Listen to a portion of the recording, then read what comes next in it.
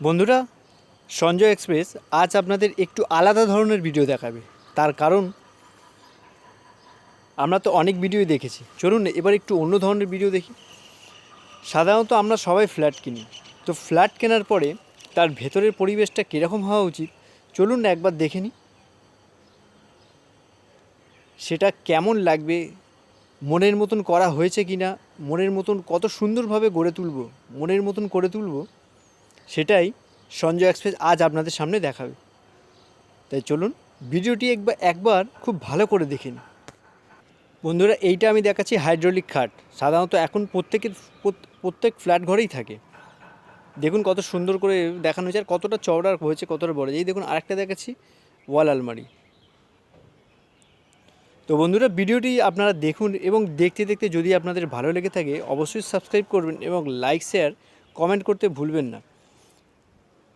আর যদি মনে হয় আপনারা কেউ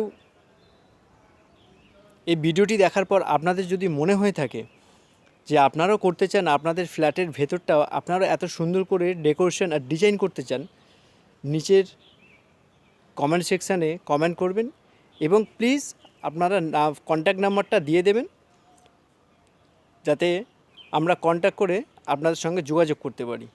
তো আমাদের কন্ট্যাক্ট নাম্বারটাও দেওয়া থাকবে, সেটাও কোনো অসুবিধা নেই। তবে আপনারা এই কন্ট্যাক্ট নাম্বারে কল করতে পারেন।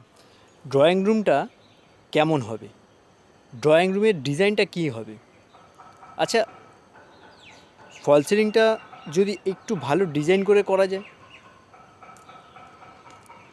ডাইনিং রুমটা কেমন হবে, বেডরুমটা কত সুন্দরভাবে গড়ে তুলব। তাই চলুন একবার ভালো করে ভিডিওটা দেখে নিই। এই দেখুন, এবার আমি দেখাচ্ছি আপনাদের ওয়াল আলমারি ভেতরটা আমি আপনাদের দেখাচ্ছি। এখন কত ইজিলিভাবে খুলে যাচ্ছে এবং ভেতরে যে বক্সগুলো আছে সেগুলো অনেকটা বড় বড় আছে, যেটাতে মাল রাখতে অনেকেরই সুবিধা হবে।